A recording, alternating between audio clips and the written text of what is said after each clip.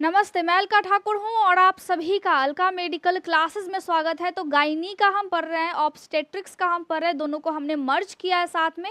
तो हमको क्या पढ़ना है? हमको पढ़ना है फंडामेंटल ऑफ रिप्रोडक्शन। अब यहाँ पे स्पर्म का फोटो देख करके आपको बहुत खुशी होती है ना कि आज तो कुछ अच्छा पढ़ेंगे, मज़ा आएगा पढ़ने में। ऐसा कुछ नहीं होता है, नाम जब याद करना पड़ता है ना उसके बाद लगता है कि नहीं, इससे अच्छा तो हम मैथ्स ही ले लेते, क्योंकि उस टाइम में आपको नहीं समझ में आता है ना कि क्या है क्या नहीं है। मतलब लोग कुछ भी सोचते हैं।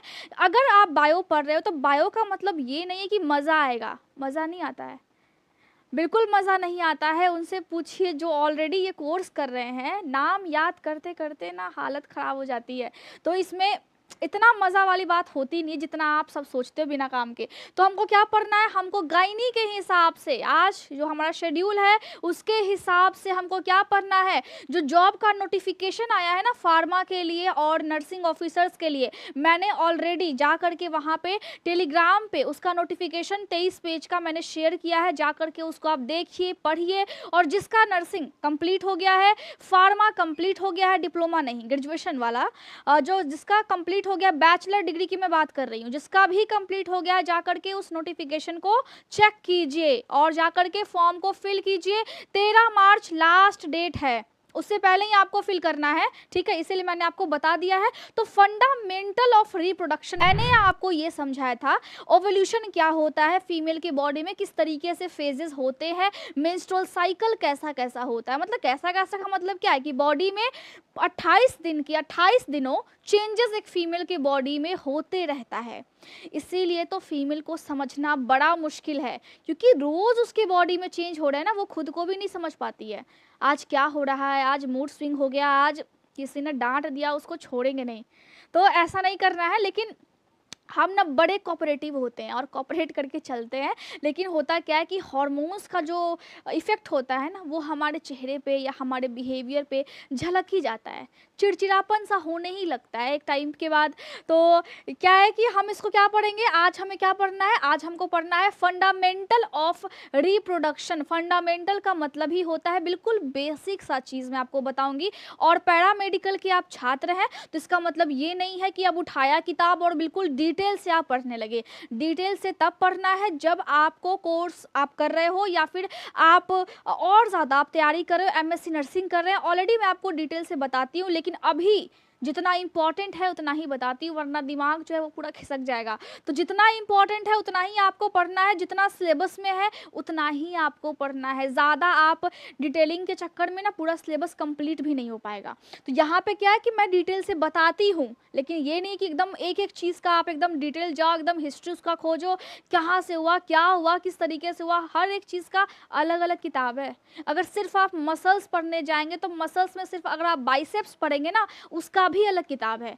तो पूरा किताब थोड़ी पढ़ना है, हमको सिलेबस के हिसाब से बहुत अच्छे तरीके से जिसका जो काम है, जितना काम है उतना ही पढ़ना है। तो फंडामेंटल ऑफ रिप्रोडक्शन का मतलब यही है कि जो रिप्रोडक्शन होता है उसका बेसिक क्या है? बेसिक है आपका गैमेटोजेनेसिस। क्या है बेसिक? बेसिक है गैमेटोजेनेसिस। अब ये क्या होता है, गैमेट्स क्या होते हैं? अब देखिए, मेल में स्पर्म हो गया जो कि एक सिंगल सेल होता है, मतलब एक कोशिका। अब सबको पता है सेल से क्या बनता है, सेल से बनता है टिश्यू। यानी कि अगर हम हिंदी में बात करें तो सेल से क्या बनेगा? सेल से बनेगा आपका उत्तक, और उत्तक से आपका बनेगा बहुत सारे अंग, और अंग से क्या बनता है? एक बॉडी बनता है, एक ह्यूमन बॉडी बन जाता है। वैसे ही अगर अंग्रेजी में बोले तो सेल से बनेगा टिश्यू, टिश्यू से बनेगा ऑर्गन्स, और फिर ऑर्गन से बनेगा एक बॉडी। ठीक है? तो जब एक सेल की बात होती है तो रिप्रोडक्शन के टाइम में यही सेल ना बहुत ही इंपॉर्टेंट भूमिका निभाता है,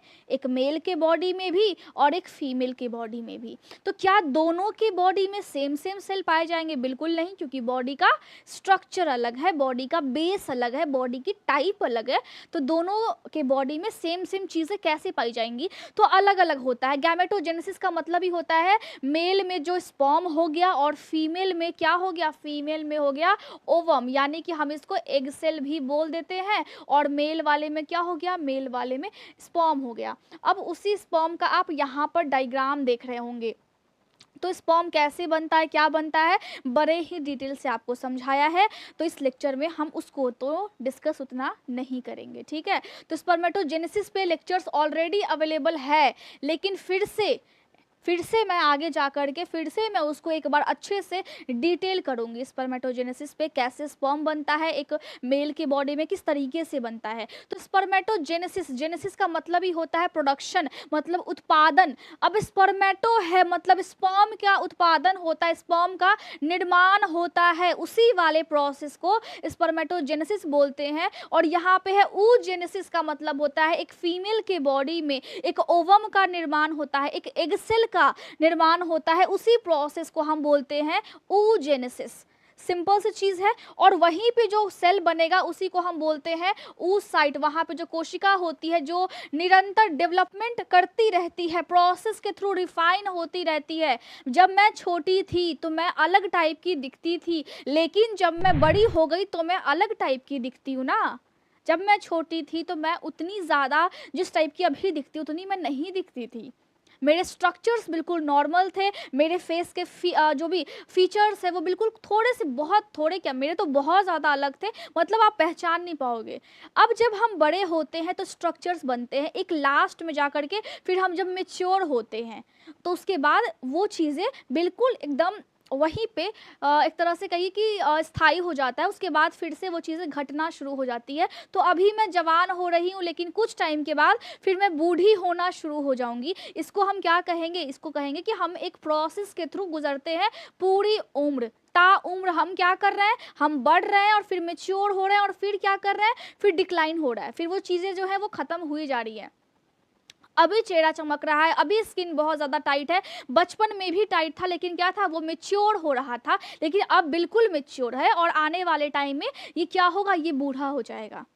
ये चीज़ें होती है। तो यहाँ भी जो oocyte होता है वो क्या है, वो एक तरह से बच्चा है, और फिर जब ये एग जो है जब वो बड़ा होगा तो फिर ये मेच्योर होगा, और मेच्योर होने के बाद क्या होगा, मेच्योर होने के बाद बिल्कुल या तो उसका काम होगा या फिर काम नहीं होगा, तो वो ख़त्म हो जाएगा बॉडी में। सारी चीज़ों का ना सार सिर्फ यही है कि सब बड़ा होता है, मेच्योर होता है, फिर ख़त्म होता है, ठीक है। तो यहाँ पे oocyte जो है वो बड़ा होगा अब, मतलब जो एग सेल है जो मेच्योर नहीं है वो, उसको हम बोलते हैं oocyte। साइट का मतलब ही होता है सेल, और यहाँ पे एग सेल है इसीलिए यहाँ पे ऊ लगा हुआ है। फीमेल की बॉडी में है, ओवम की बात हो रही है, इसीलिए यहाँ पे डबल ओ लगा हुआ है, ठीक है।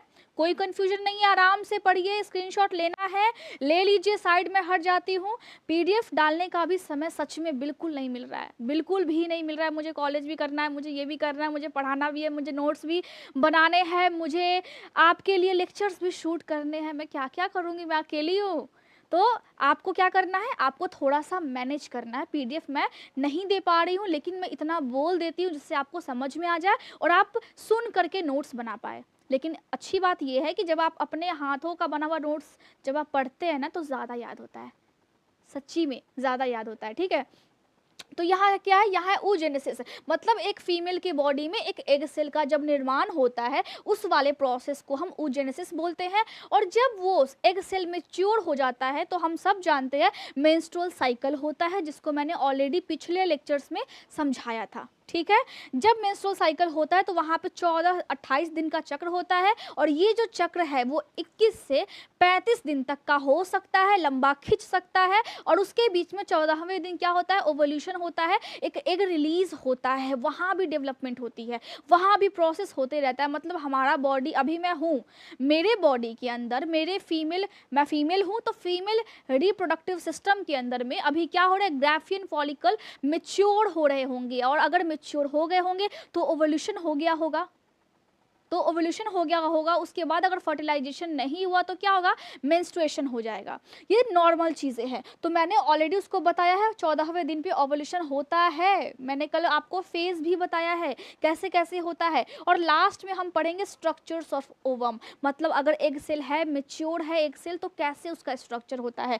सबसे पहले होता है oocyte, oocyte फिर डेवलप करके क्या बनता है, ये डेवलप करके बनता है प्राइमरी oocyte। क्या बनता है, प्राइमरी oocyte। और यहाँ पे कौन सा डिवीजन होता है, यहाँ पे प्राइमरी oocyte बनने के बाद प्राइमरी oocyte बनने के बाद क्या होगा, यहाँ पे ये लगभग 7 मिलियन होता है। उसके बाद धीरे धीरे करके इसकी संख्या फिर घटने लगती है। जब एक बच्ची जन्म लेती है उस टाइम में उसके बॉडी में जो फॉलिकल्स होते हैं, फॉलिकल्स मतलब यहाँ पर देख लीजिए, यहाँ पे ओवरी है और जब है इसके अंदर में छोटा छोटा अंडा टाइप का रहता है और ये लगभग 7 मिलियन होता है। और जब तक लड़की 13 साल की होती है, प्यूबर्टी तक जब तक लड़की पहुंचती है, तब तक ये 40,000 ही बच जाता है। और जब उसको पीरियड्स होना शुरू होने वाला होता है उस टाइम में उसके बॉडी में सिर्फ और सिर्फ 400 बच जाता है पूरे लाइफ टाइम, जब तक उसको पीरियड्स आते रहता है तब तक 400 ही फॉलिकल फिर बाद में बच जाता है। ठीक है, तो ये नॉर्मल सी चीज़ है, ओवरी में ये चीज़ें होती है। तो यहाँ पे वही मैं बात बोल रही हूँ आपको कि जो प्राइमरी oocyte है इस टाइम में 7 मिलियन है, लेकिन जब बच्ची जब बड़ी होगी तो उसके पास सिर्फ 400 बच जाएगा। मतलब कह लीजिए तो अगर मैं हूँ तो मेरे पास अभी क्या है, मेरे पास अभी सिर्फ 400 होंगे फॉलिकल्स, ग्राफियन फॉलिकल्स। ठीक है, या फिर हम उसको प्राइमरी फॉलिकल्स भी बोलते हैं। तो ये जो प्राइमरी oocyte है उसके बाद फिर क्या होता है, उसके बाद फिर फर्स्ट मियोसिस फिर डिवीजन होता है। उसमें क्या होता है, मियोसिस में क्या होता है, मियोसिस में ये होता है कि आपका जो बॉडी है अंदर में जो भी कोई सेल है, मान लीजिए अगर ये कोई सेल है, कोशिका है, ये डिवाइड करके लास्ट में आपको 4 डॉटर सेल देती है। मतलब एक तरीके से कह लीजिए कि क्रोमोसोम बनने की जो तैयारी है वो फिर शुरू हो जाता है। अब ये जो प्राइमरी oocyte है ये फिर कन्वर्ट हो जाता है सेकेंडरी oocyte में, और जब तक ओवोल्यूशन नहीं होता है तब तक सेकेंडरी oocyte में रहता है।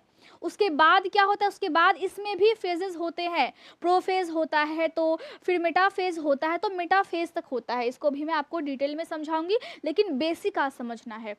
प्रोफेज होगा, मेटाफेज होगा, सारी चीज़ें होंगी। फिर ल्यूटियल फेज भी होता है।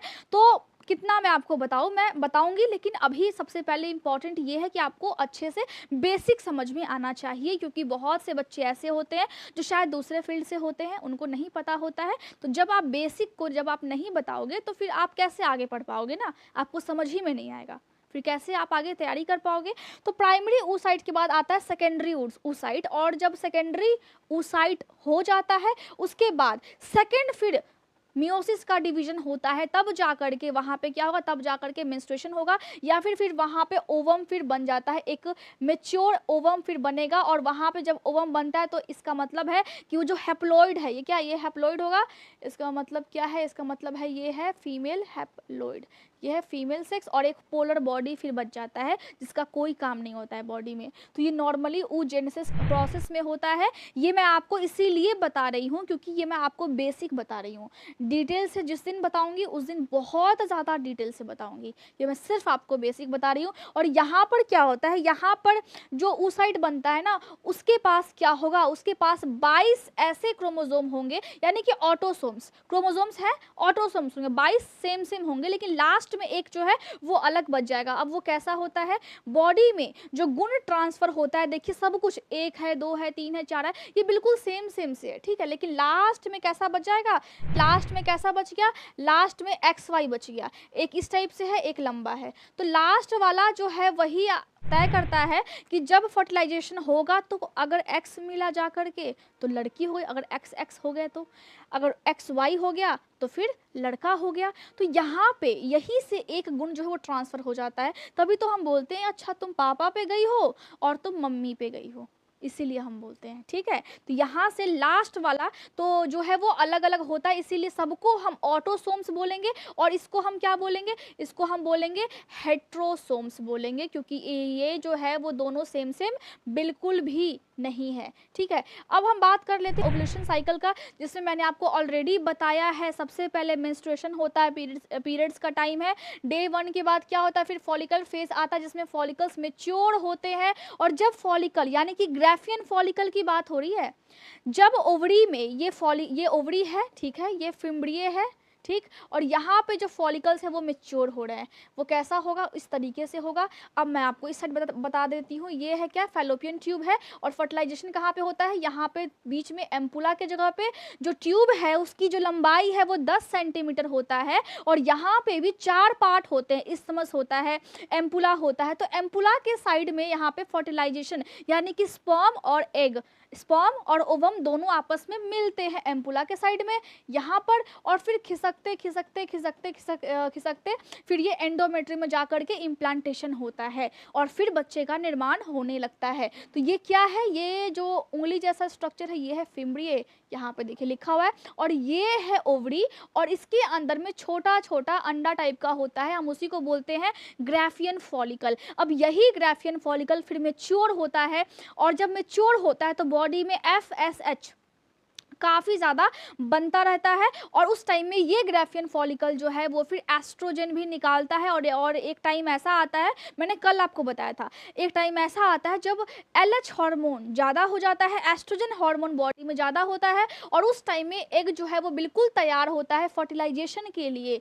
स्पर्म का वेट कर रही होती है ये एग, और जब फर्टिलाइजेशन नहीं होता है तो बेचारी रोना शुरू कर देती है। क्या करती है? रोना शुरू कर देती है, और तब जाकर के गर्भाशय की सबसे अंदर वाली जो दीवार है वो फिर फटने लगती है, और जब वो फटता है तो फिर उसका पूरा आधा से ज़्यादा पार्ट जो है वो फिर शेड होने लगता है, झड़ने लगता है। उसी को हम फंक्शनल लेयर बोलते हैं। उसमें 2 लेयर भी होता है, मैंने आपको कल समझाया था। अब जो ग्राफियन फॉलिकल है ये बड़ी हुई, और बड़ी होने के बाद दोनों ओवरी में बड़ी हो रही है, और दोनों ओवरीज में से एक ग्राफियन फॉलिकल फिर अचानक से ज़्यादा बड़ी हो जाती है, और फिर वही मैच्योर होने लगती है, और वो मैच्योर होकर के फिर उसमें से ओवम निकलता है। तो ये मैंने आपको कल भी समझाया था। उसके बाद फिर अगर फर्टिलाइजेशन नहीं होता है तो फिर मेंस्ट्रुअल पीरियड आने लगता है।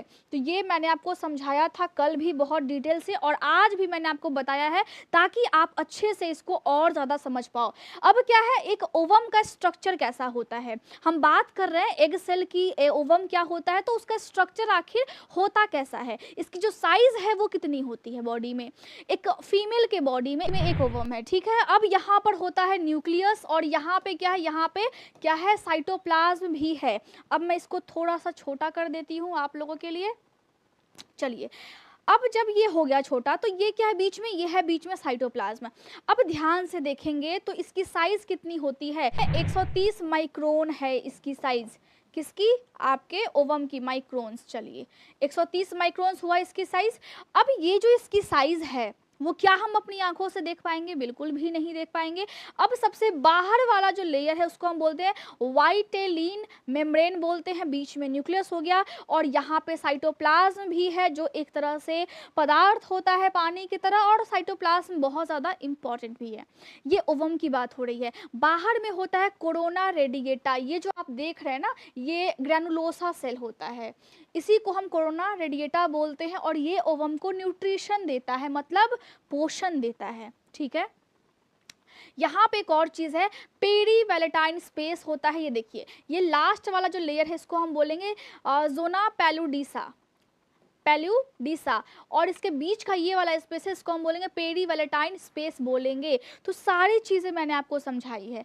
अब यहाँ पर ओवम का स्ट्रक्चर इस टाइप से होता है, जो ओवम मैच्योर होता है ना उसका स्ट्रक्चर की मैं बात कर रही हूँ। और एक और चीज़ है यहाँ पे स्पर्म का स्ट्रक्चर भी है जो हम नेक्स्ट लेक्चर में समझेंगे और नेक्स्ट में हम जानेंगे अच्छे से। अब इसका जो स्ट्रक्चर है वो कुछ इस टाइप का है, ये लंबा टाइप का होता है। ये माइटोकॉन्ड्रिया भी इसके बीच में प्रेजेंट होता है जो कि इसको एनर्जी देता है। एक तरह से स्पर्म क्या होता है, स्पर्म मोटाइल होता है, चलने वाला होता है, और ये पूरी ताकत लगाता है कि एक ओवम के बाहर के लेयर को ये बिल्कुल रप्चर कर दे, उसमें से अंदर चला जाए, और फिर जो सारे स्पर्म होते हैं ना फिर वो जा नहीं पाते हैं। कभी कभी 2 स्पर्म चले जाते हैं, या फिर कभी कभी डबल फर्टिलाइजेशन हो जाता है जिसकी वजह से जुड़वा बच्चे होते हैं, उसको भी मैंने आपको समझा दिया है। ये जो प्लाज्मा मेम्ब्रेन है इस तरीके से होता है, हेड होता है, नेक होता है, मिडल पीस होता है, इसमें भी न्यूक्लियस होता है, एक्रोसोम होता है, और इसके मुंह पर एक एंजाइम लगा होता है जिसकी वजह से ये रप्चर कर पाता है ओवम को। उस एंजाइम का नाम है हाइलुरोनिडेज या फिर एक्रोसिन, दोनों एंजाइम का मिक्सचर ही होता है जो कि ओवम को अंदर में जाकर ओवम के बाहर के वॉल को रप्चर करने में इसको मदद करता है। तो आपको अच्छे से समझना है, तो इसके बारे में हम नेक्स्ट लेक्चर में डिस्कस करेंगे। लेकिन थोड़ा सा बोलते हैं ना कि थोड़ा सा बताने से आपको समझ में आएगा कि ये सब चीज़ें पढ़ना इंपॉर्टेंट है। बायो इतनी मज़ेदार है इतनी मज़ेदार कि आप अगर पढ़ेंगे तो आप एक्चुअली में बहुत कुछ सीख पाएंगे अपने बॉडी के बारे में। लेकिन अगर सिर्फ आप सोचेंगे ना कि मज़ा आएगा, ऐसा कुछ नहीं होने वाला है, मज़ा वैसा तो नहीं आता है। तो आपको मैंने बताया है, और मैंने ये भी बताया है टेलीग्राम ग्रुप पर जाकर के ज्वाइन कीजिए, और ऐप पर सारे लेक्चर्स लाइन वाइज बिल्कुल फ्री हैं, जाकर के देखिए। अगर कोई लेक्चर मिस होता है जाकर के देखिए, वहाँ से नोट्स बनाइए और अपने आप का ख्याल रखिए, अपने परिवार का ख्याल रखिए, अपने सपनों के लिए काम कीजिए। Thank you so much.